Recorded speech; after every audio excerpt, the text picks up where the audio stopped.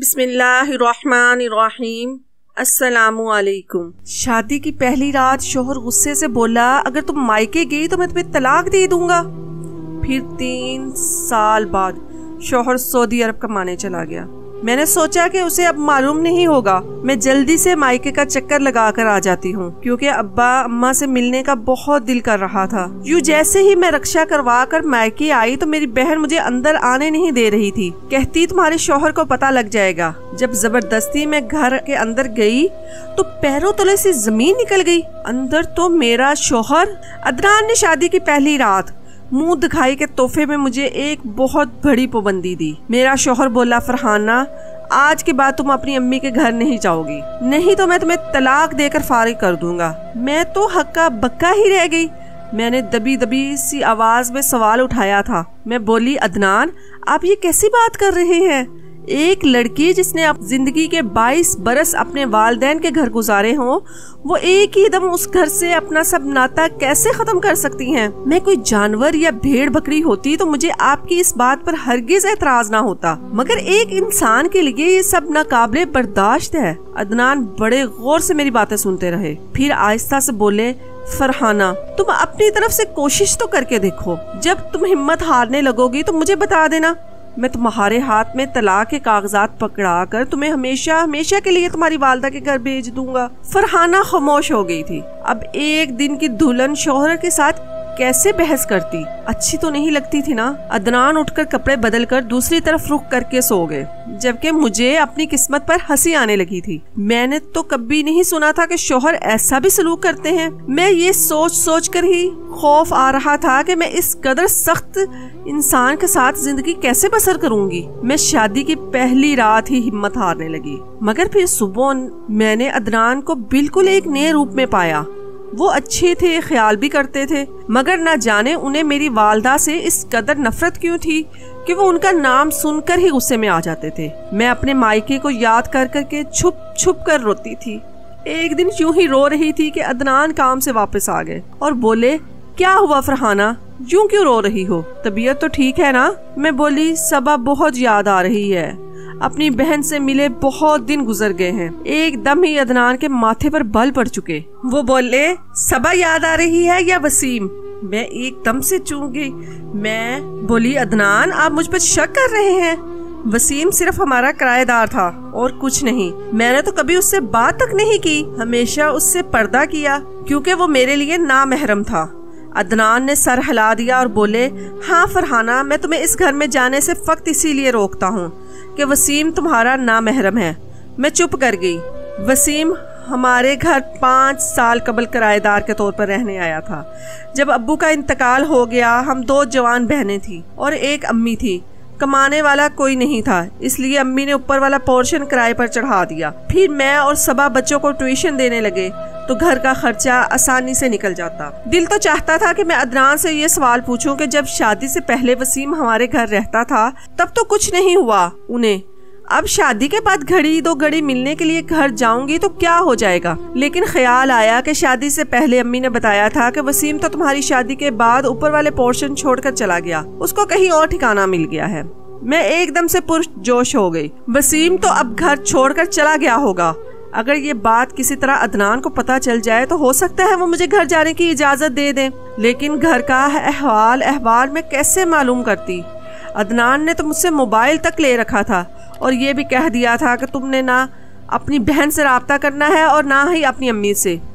लेकिन मैंने खुद को तसल्ली दे दी थी कि मैं किसी न किसी तरह तो इनसे पूछ ही लूंगी। मुझे अम्मी से ज्यादा सबा की फिक्र थी। वो बहुत कम हौसला थी, छोटी छोटी बातों पर घबरा जाया करती थी। अम्मी तो वैसे भी बहुत सख्त थी, जरा सा काम गलत हो जाता तो वो इतनी सख्त सजा देती कि कोई हद नहीं। मैं इन्हीं बातों को सोच रही थी जब हमारे घर की बेल बजी। मैं चौंक गई। दरवाजा खोला तो साइमा खड़ी थी। साइमा अदनान की इकलौती बहन थी। वो शादी के 2 माह बाद पहली बार मेरे घर आई थी। मैंने बड़े पुरजोश अंदाज में उसका इस्तकबाल किया। मैं उसका नन्हा सा बैग देखकर समझ गई कि वो मेरे घर ठहरने आई है। मैं खुश हो गई थी क्योंकि अदनान तो आधा दिन ऑफिस में गुजारते और आधा दिन अपने दोस्तों के साथ। उनके पास ना तो घर के लिए टाइम होता और ना मेरे लिए। मैंने सोचा कि चलो साइमा के साथ मेरा दिल लग जाएगा। شام گئے عدنان جب آفس سے واپس لوٹے تو بولے فرحانہ میں ہفتے بھر کے لیے کام کے سلسلے میں شہر سے باہر جا رہا ہوں، اس لیے میں سائمہ کو تمہارے پاس چھوڑ کر جا رہا ہوں۔ تم نے سائمہ کا بہت خیال رکھنا ہے اور بلا وجہ گھر سے نکلنے کی اجازت نہیں دینی، اسے سائے کی طرح تم نے ساتھ ساتھ رہنا ہے۔ سائمہ ہنس کر بولی کیا ہو گیا ہے آپ کو بھائی، آپ پہلے تو ایسے نہ تھے۔ عدنان بول رہا جیسے جیسے میں اس دنیا کو سمجھنے لگا ہوں ویسے ویسے میرا اعتبار ہر انسان سے اٹھ گیا ہے۔ مجھے مرد ذات پر بھی بالکل بھروسہ نہیں ہے، مرد کہیں بھی کبھی بھی کچھ بھی کر سکتا ہے۔ سائمہ اپنی بھائی کی باتیں سن کر حیران رہ گئی۔ وہ بولی بھائی پہلے تو ایسی سوچ نہیں رکھتے تھے آپ۔ عدنان نے مسکرا کر کندھے اچکا دیے اور بولے اب کیا کیا جا سکتا ہے میری بہن۔ پھر عدنان کا سامان پیک کرنے کے لیے میں کمرے میں چلی گئی تو عدنان میرے پیچھے کمرے میں ہی آ گئے۔ وہ بولے فرحانہ میں نے جو آج یہ باتیں کی ہیں ان پر عمل کرنا، ہنسی مذاق میں مت اڑا دینا۔ میں تم سے آ کر ایک ایک بات پوچھوں گا۔ میں نے سر ہلا دیا۔ عدنان گھر سے چلے گئے تو میرا دل عجیب سے وسوسوں کے تحت پریشان سا ہو گیا۔ عدنان جیسے بھی تھے اپنے کام سے کام رکھتے، میری 10 باتوں کے جواب میں ایک بات کہہ دی، مگر وہ تھے تو میرے شوہر نہ، ان کی غیر موجودگی میں اداس ہونا فطری سی بات ہوتی۔ سائمہ نے میری پریشانی بھانپ لی۔ وہ بولی فرحانہ ہم صبا کو بھی بلا لیتے ہیں کہ تمہارا بھی دل لگ جائے گا اور مزہ بھی آ جائے گا۔ میں نے منہ لٹکا کر اسے بتایا کہ عدنان نے مجھے منع کر رکھا ہے۔ شادی کے بعد سے اب تک تو نہ میں کبھی گھر والوں سے فون پر بات ہوئی ہے اور نہ ہی میں کبھی گھر گئی ہوں۔ سائمہ حیران رہ گئی۔ وہ بولی مجھے تو سمجھ نہیں آتا کہ میرے بھائی کو کیا ہو گیا ہے، وہ تو کبھی بھی ایسے نہ تھے۔ پھر سائمہ نے مجھے مشورہ دیا کہ میں گھر جا کر ان سے ملوں، مگر میں نے جھٹ سے انکار کر دیا کیونکہ مجھے سائمہ پر شک ہو گیا تھا۔ ہو سکتا ہے عدنان نے سائمہ کو میری جاسوسی پر چھوڑا ہو۔ سائمہ نے میرے سامنے بہت سی قسمیں کھائی، وعدے کیے، اس بات کا بھائی کو کبھی علم نہیں ہوگا، مگر میں اس پر یقین نہ کر پائی، اس لیے اس کی پیشکش کو ٹھکراتی رہی۔ دراصل میں نہیں چاہتی تھی کہ عدنان مجھ سے ناراض ہو کر مجھے گھر سے نکال دے، کیونکہ میں ایک بار پھر سے امی کے رحم و کرم پر نہیں رہنا چاہتی تھی۔ میری امی اچھی عورت نہیں تھی، اس لیے مجھے صبا کی فکر ہر لمحہ ستاتی تھی، مگر پھر بھی میں نے ان کے ساتھ کوئی رابطہ نہیں رکھا۔ میں ہر لمحہ اس کے لیے دعا گو رہنے لگی تھی، لیکن وقت کو مجھ پر رحم نہیں آیا تھا۔ 3 سال یوں ہی پلک جھپکتے گزر گئے، مگر آج تک مجھے صبا کی کوئی خیر خبر بھی معلوم نہ ہوئی۔ ایک ہی شہر میں رہتے ہوئے بھی وہ کبھی مجھے راہ چلتے نظر نہ آئی تھی۔ اوپر سے وقت کی ستم ظرفی دیکھیں کہ میں اب تک اولاد کی نعمت سے بھی محروم تھی۔ میں سارا دن گھر میں بے جان چیز کی طرح پڑی رہتی تھی۔ عدنان نے تو کبھی شادی کے شروع میں بھی مجھے وقت نہیں دیا تھا، تو اب کیا وقت دیں گے؟ مگر سائمہ ہفتے میں 2 بار مجھ سے ملنے آتی تھی۔ ہر لمحہ وہ مجھے اکساتی تھی اپنا خیال رکھوں۔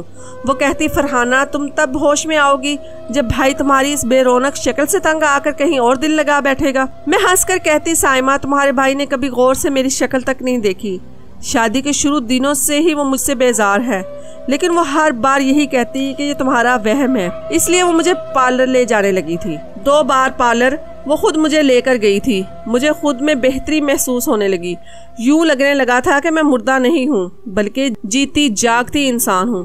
اس لیے تیسری بار میں خود ہی پارلر چلی گئی، مگر میں یہ نہیں جانتی تھی کہ مجھے آج کے دن زندگی کا سب سے بڑا سرپرائز ملے گا۔ میں پارلر پہنچی تو وہاں پر صبا پہلے سے موجود تھی، اس کا کام ہو چکا تھا، وہ بس پلٹنے ہی والی تھی۔ ہم دونوں کی نظر ایک دوسرے پر پڑی تو میں نے بھاگ کر اسے گلے لگا لیا۔ وقت ایک لمحے کے لیے تھم گیا تھا۔ ہم دونوں ہی بڑی دیر تک روتی رہی۔ پھر میں صبا سے جدا ہوئی تو بولی کیسی بہن ہو تم؟ ان 3 سالوں میں کبھی پلٹ کر میری خبر نہیں لی تم نے؟ اتنا بھی نہیں سوچا کہ ہو سکتا ہے بہن کہیں چلی گئی ہو میری؟ اس کا موبائل نمبر بھی بند ہے، اسے کس قسم کی پریشانی تو نہیں ہوئی؟ اس کا شوہر اس کے ساتھ برا سلوک تو نہیں کر رہا؟ صبا ادھر ادھر نظریں چرانے لگی، اس کا چہرہ سرخ پڑ چکا تھا۔ وہ بولی معاف کرنا فرحانہ، میں بہت زیادہ مصروف ہو چکی تھی۔ تبھی صبا کی میڈ آگے بڑھی اور بولی بیگم صاحبہ یہ بچے۔ میں نے میڈ کی جانب دیکھا تو اس کے پاس 2 بچے تھے، ایک کو اس نے گود میں اٹھایا ہوا تھا اور دوسرے کو اس نے ہاتھ تھام رکھا تھا۔ وہ بچے مجھے بہت اپنے سے لگے، لیکن ان کی شکل بالکل بھی صبا پر نہیں گئی تھی۔ میں بولی صبا یہ کس کے پر گئے ہیں؟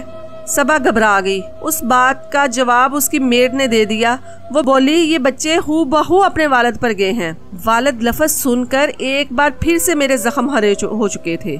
मैं बोली सबा तुमने साबित ही कर दिया ना कि सौतेले बहन भाई हमेशा सौतेले ही रहते हैं। अगर तुम मेरी सगी होती तो क्या तुम्हें मेरी फिक्र ना करती? तुम मुझे यूं भूल कर बैठी रहती? हम दोनों ने मिलकर बचपन गुजारा था। मैं तुम पर जान छिड़कती थी। अब्बू जब भी हमारे लिए खिलौने लाते तो सबसे पहले खिलौने मैं तुम्हारे सामने रख देती और कहती जो पसंद है वो उठा लो। तुमसे जो चीज बच जाती मैं वो बखुशी ले लेती। कभी तुम्हारे साथ जिद नहीं की, बल्कि तुम्हें अपने हाथों से नवाले बना बना कर खिलाए। लेकिन तुमने सब कुछ भुला दिया। मैं रोने लगी जबकि सबा परेशान सी खड़ी कुछ लम्हे मुझे देखती रही। फिर बोली मुझे देर हो रही है और बाहर निकल गई। मैं हैरान सी वहीं खड़ी रह गई। फिर मैं पार्लर से कुछ करवाए बगैर ही वापस घर लौट आई। घर आकर मैं बड़ी देर रोती रही। मेरी बहन मुझसे गैरों की तरह मिलकर जुदा हो गई थी। कोई मोहब्बत नहीं थी उसकी आंखों में। और फिर उसके 2 बच्चे। अल्लाह काश मुझे भी औलाद ही दे देता। कम से कम इस दुनिया में कोई रिश्ता तो मेरा अपना होता ना। शाम जब अदनान घर लौटे तो मुझे इस तरह बुरी हालत में देखकर घबरा गए थे। वो बोले क्या बात है फरहाना, सब कुछ ठीक है ना? मैंने नफी में सर हिला दिया और एक बार फिर से रोने लगी। मैं बोली अदनान मुझे औलाद चाहिए। अदनान बड़े गौर से मुझे देखते रहे और फिर बोले 3 साल हो गए हैं मुझे औलाद जैसी नेमत के लिए तरसते हुए, मगर मैंने तुमसे इस बात का तज़किरा नहीं किया क्योंकि मैं तुम्हें परेशान नहीं करना चाहता था। लेकिन आज तुमने ये बात कर ही दी तो सुनो, मैं औलाद की खातिर तरसता रहता हूँ। मेरा भी दिल करता है कि मेरे इस घर में नन्हे से बच्चे की आवाज गूंजे, मगर तुम फिक्र मत करना फरहाना, ये सब अल्लाह के हाथ में है। उसके हाथ देर है मगर अंधेर नहीं। इतना कहकर अदनान उठकर वॉशरूम में चले गए, जबकि मैं ये सोचती रह गई कि अदनान ऊपर से जैसे भी सख्त नजर आते हैं मगर अंदर से इतना मेरा एहसास करते हैं, मुझे तकलीफ नहीं देते। इससे बढ़कर मुझे और क्या चाहिए था। मैंने सोच लिया था कि कल मैं लेडी डॉक्टर के पास जाकर अपना चेकअप जरूर करवा दूंगी। सुबह जैसे ही अदनान घर से निकले मैं भी तैयार होने लगी। 10 बजे मैं अस्पताल पहुंच चुकी थी और खुशकिस्मती से मुझे नंबर भी जल्दी का मिल गया। मैंने लेडी डॉक्टर को अपना चेकअप करवाया तो वो बोली आप बिल्कुल तंदुरुस्त हैं, आप में किसी किस्म का नुक्स नहीं। अगली बार अपने शौहर को भी अपने साथ लाइएगा ताकि पता चल सके कि आप अब तक औलाद की नेमत से क्यों महरूम हैं। मैं बड़ी खुश थी कि मेरे सर से बोझ उतर गया। शुक्र था कि मुझ में किसी किस्म का कोई नुक्स नहीं था। मैं बाहर निकली तो दिल के मरीजों की वार्ड की जानिब वसीम को जाते हुए देखा। उसने डॉक्टर वाला यूनिफॉर्म पहन रखा था। क्या वो अपने मकसद में कामयाब हो चुका था? जब वो हमारे घर किराएदार की हैसियत से रहता था तब वो डॉक्टर की ही तालीम हासिल कर रहा था। इस बड़ी दुनिया में शानसा चेहरा नजर आया। मैं खुद पर काबू ना पा सकी और भागकर वसीम के पास जा पहुंची। वो मुझे पहली नजर में ही पहचान चुका था। वो बोला फरहाना तुम अंदाजा भी नहीं कर सकती कि तुम्हें यूं देखकर मैं कितना खुश हूँ। लेकिन एक बात कहूँ, तुमने अपने शौहर से अब तक अलैदगी इख्तियार क्यों नहीं की? क्या तुम्हें लगता है कि इस दुनिया में तुम तन्हा हो? नहीं, तुम तन्हा नहीं हो, मैं तुम्हारा भाई हूँ। तुम इस इंसान से छुटकारा हासिल करके मेरे घर आ सकती हो। मुझे तो ये समझ ही नहीं आती कि तुम इस तरह के इंसान के साथ अब तक कैसे गुजारा किए हुए हो। उसके 2 बच्चे हो गए हैं, उसने तुम्हारे घर में ही नकब लगा लिया, मगर तुम अभी भी उसके साथ ही रह रही हो। वसीम की बातें सुनकर मुझे चक्कर आने लगे, जमीन घूमने लगी। इतनी देर में वसीम को एक नर्स बुलाने आ गई। वो बोली डॉक्टर साहिब मरीज की हालत बिगड़ रही है, आप जल्दी से आ जाएं। वसीम मुझसे फिर मिलने का कहकर आगे बढ़ गया, जबकि मैंने बेंच पर बैठकर सहारा लिया। मैं बड़ी मुश्किल से घर पहुंची। मुझे वसीम की बातों की समझ नहीं आ रही थी। फिर मेरे सामने सबा की डरी सहमी शक्ल घूम गई और वो 2 बच्चे जो बहुत जाने पहचाने से लग रहे थे। अगर उनकी शक्ल सबा से नहीं मिलती तो वो हूबहू अदनान के हम शक्ल थे। या खुदाया, ये क्या हो गया है? मैंने खुद को बड़ी मुश्किल से संभाला। मैं घर के बाहर जाकर खड़ी हो चुकी थी। मैंने टैक्सी रोककर अपने वालिद के घर का पता बताया। मैं पुरानी गलियों से गुजरती जा रही थी। मेरा बचपन भी मेरे साथ भागता दौड़ता चला जा रहा था। मैं 3 साल की थी जब अम्मी इंतकाल कर गई थी। अब्बू को लोगों ने समझाया कि बेटी के लिए माँ जरूरी होती है, इसलिए अब्बू ने दूसरी शादी कर ली। मेरी सौतेली अम्मी घर आ गई थी। वो बहुत अच्छी खातून थी, मेरा ख्याल रखती थी। پھر ان کے گھر ایک ننھی سی پری نے آنکھ کھولی تو امی بولی فرحانہ یہ تمہاری بہن بھی ہو گئی ہے اور دوست بھی ہوگی، تم دونوں ایک دوسرے کا بہت خیال رکھنا۔ ہم دونوں ایک ساتھ بڑی ہوئی تھی، کبھی سوتیلے سگے میں نہیں پڑی تھی۔ ابو بہت خوش تھے کہ میری بیٹی کو ماں اور بہن دونوں مل گئی ہیں۔ پھر ابو کا انتقال ہو گیا۔ میں گھر کے دروازے تک آ چکی تھی، ٹیکسی والے کو کرایہ دے کر اتر چکی۔ ہمت ہی نہیں ہو رہی تھی کہ میں کیسے گھر جاؤں، کیسے صبا کا سامنا کروں جس نے مجھ سے میرا سہاگ ہی چھین لیا تھا۔ میں نے ایک دم ہی دھکا مار کر دروازہ کھولا تو سامنے ہی دو بچے کھیل رہے تھے، عدنان کی فوٹو کاپیاں۔ ایک بچے نے بھاگتے ہوئے نیچے جا گرا تو عدنان کی آواز سنائی دی، وہ بولا سنبھل کر، تو میرا شک صحیح ثابت ہوا۔ میں نے کتنی دعائیں مانگی تھی کہ وسیم کی باتیں جھوٹ ثابت ہو جائے۔ میں آگے بڑھی تو میری نظر امی اور عدنان پر پڑی۔ وہ دونوں کھانا کھا رہے تھے اور ایک دوسرے کے منہ میں نوالے توڑ توڑ کر ڈال رہے تھے۔ یہ منظر دیکھ کر تو میرے قدموں تلے سے جان ہی نکل گئی۔ میں بولی وسیم یہ کیا بےہودگی ہے؟ وسیم میری طرف دیکھ کر سہم چکا تھا، جبکہ امی بڑی دلیری سے بولی یہ بےہودگی نہیں، یہ میرا شوہر ہے۔ تبھی میری آنکھوں سے آنسو بہنے لگے، مجھے ابو کی موت یاد آنے لگی۔ ابو کے انتقال کے بعد امی تنہا رہ گئی تھی۔ انہوں نے اپنی سگی بہن کو اپنے پاس رہنے کے لیے بلا لیا تھا۔ وہ امی سے 10 سال چھوٹی تھی مگر ہو بہو امی جیسی ہی تھی، اس لیے میں نے اور صبا نے بھی اسے امی ہی کہنا شروع کر دیا تھا۔ پھر قسمت کے ستم یہی تک محدود نہیں رہے، میری اور صبا کی امی ایکسیڈنٹ میں اس دنیا سے چل بسی۔ اب ہم دونوں خالہ کے رحم و کرم پر گئے تھے۔ وہ بہت ظالم تھی، ہم دونوں بہنوں کو بہت مارتی تھی۔ اکثر کہتی اللہ باجی کو جہنم میں بھیجے جو میری شادی کیے بنا ہی چل بسی ہیں اور اپنی 2 بیٹیوں کا بوجھ مجھ پر ڈال کر چلی گئی ہیں۔ میں ایک دم ہی حال میں لوٹ آئی تھی۔ میں نے جا کر عدنان کو گریبان سے پکڑ لیا۔ میں بولی یہ سب کیا ہے؟ تو وہ بولا فرحانہ میں جانتا ہوں کہ میں غلط ہوں، میں نے تمہاری زندگی تباہ کر دی ہے، تمہیں تمہارے حصے کی خوشیاں نہ دیں، اولاد بھی جان بوجھ کر پیدا نہ کی، کیونکہ ہماری برات والے دن مجھے تمہاری خالہ سے محبت ہو گئی تھی۔ میں نے چھپ کر ان سے نکاح کر لیا۔ تمہاری بہن صبا کو جب علم ہوا تو اس نے بہت واویلا بچایا۔ اس سے بچنے کے لیے میں نے اس کی شادی وسیم سے کر دی، کیونکہ وہ دونوں ایک دوسرے کو پسند کرتے تھے۔ میں نے صبا سے کہا کہ اگر تم نے کبھی فرحانہ سے ملنے کی کوشش کی اور سچ بتانے کی کوشش کی تو میں وسیم کو مروا دوں گا۔ وہ ڈر گئی تھی، اس لیے اس نے تمہیں کوئی بات نہیں بتائی۔ تم مجھے معاف کر دو۔ میں نے عدنان کے منہ پر تھپڑ مار دیا۔ مجھے ابھی اور اسی وقت طلاق دے دو۔ اسما جس سے ہم ساری عمر امی کہتے رہے وہ بولی ہاں ہاں عدنان اس کو چھوڑ دو۔ عدنان نے مجھے طلاق دے دی تو میں وسیم کے ہسپتال پہنچ گئی۔ وہ مجھے گھر لے گیا۔ میں اور صبا ایک دوسرے سے لپٹ کر روتی رہیں۔ صبا نے ہاتھ جوڑ جوڑ کر مجھ سے معافی مانگی کہ وہ میرا گھر نہ بچا سکی۔ صبا کی ایک بہت پیاری بیٹی بھی تھی۔ میں 2 سال تک وسیم کے گھر پر رہی، پھر اس نے میری شادی اپنے دوست سے کروا دی۔ وہ بہت ہی اچھا انسان ثابت ہوا۔ اس نے مجھے دنیا جہاں کی خوشیاں دی، جبکہ عدنان اور اسما کا معاملہ میں نے اللہ پر چھوڑ دیا۔